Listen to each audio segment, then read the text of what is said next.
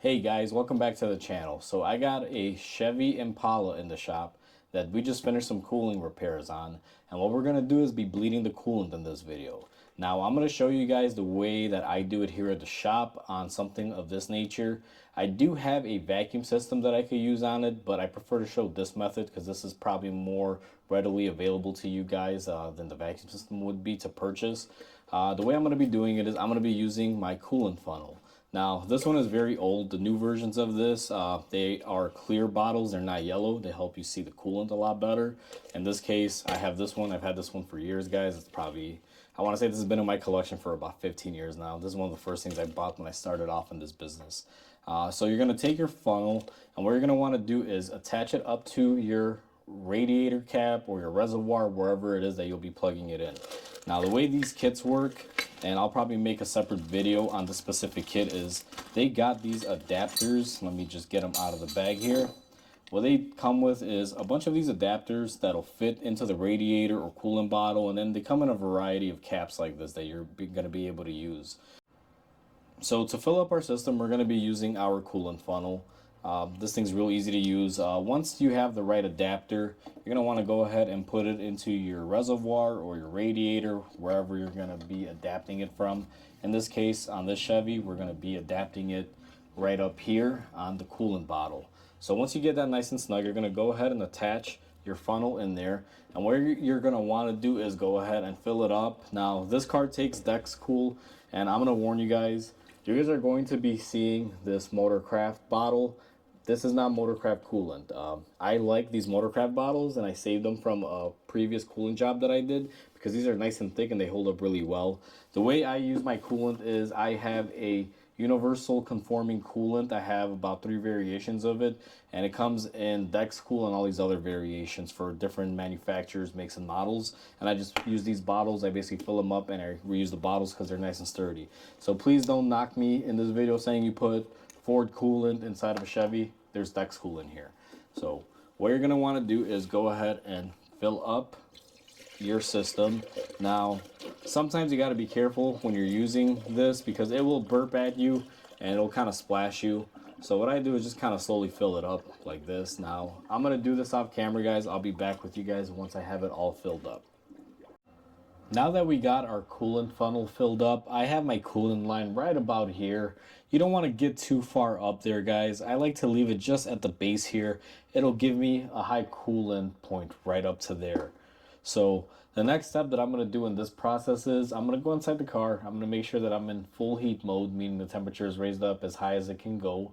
And you want to leave your vents on the face vent mode, and you want to have your blower setting on blower number 1. One thing to make sure is make sure your air conditioning is not on. So you want to make sure the little snowflake button or AC button is not pushed in, and definitely do not have it on defrost mode because sometimes that'll turn on the AC compressor.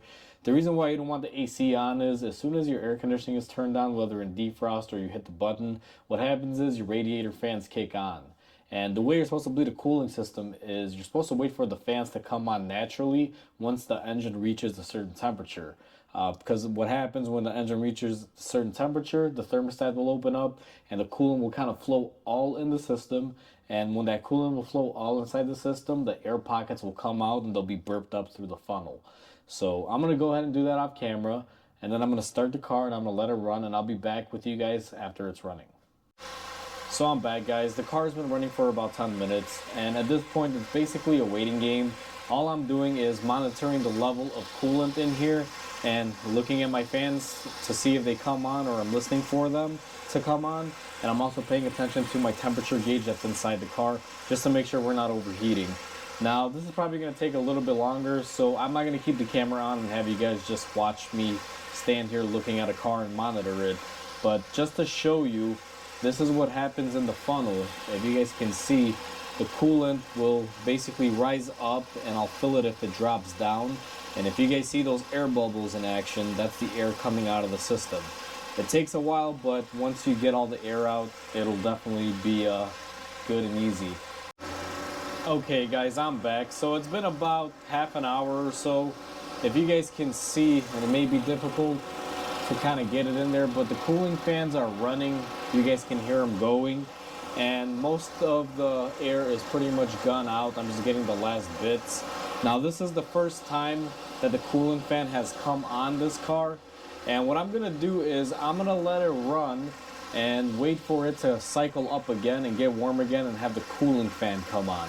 Once you do that about 2 or 3 times and you see that there's no more bubbling inside of your reservoir here, what you're gonna wanna do is shut the car off. Okay guys, so I'm gonna re-explain this just because it might have been too noisy in the previous clip. What I did was the engine was running and this was filled with coolant to about 1/4 of the way right here. And what I did was I let the engine run until it got hot. And when it got hot and the thermostat opened up, the fans came on and the coolant basically did a full loop in the engine. And that helped a lot of the air come out.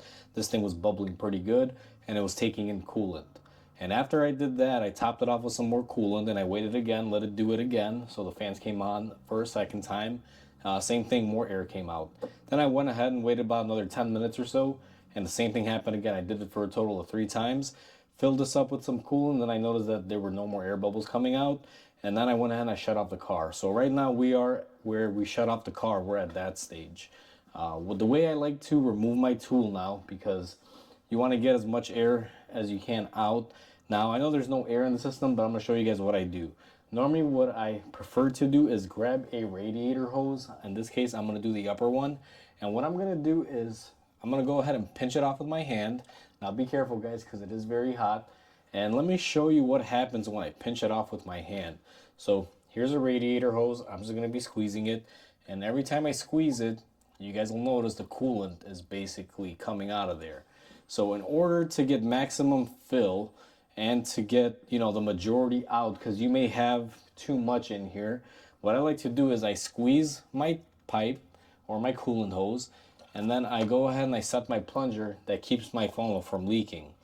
And as you guys will see, my funnel is stopped now because it has a stopper in there and I have really hot coolant here. If you guys had like a bottle for coolant on this particular vehicle, what you would want to do is take that excess that you got from your funnel and pour it into your overflow tank. In this case, the overflow tank is the only fill port and it's where you would bleed the cooling system from. So you don't really have to worry about, you know, reusing that coolant inside of the tank. So what I do is I just go ahead and I dump it out. Now, what you want to do next is correct the level inside of your tank. You do not want to leave it over full. So in my scenario here, let me just grab my light and let's see where our tank level is at. So I'm looking at it and we are actually right there.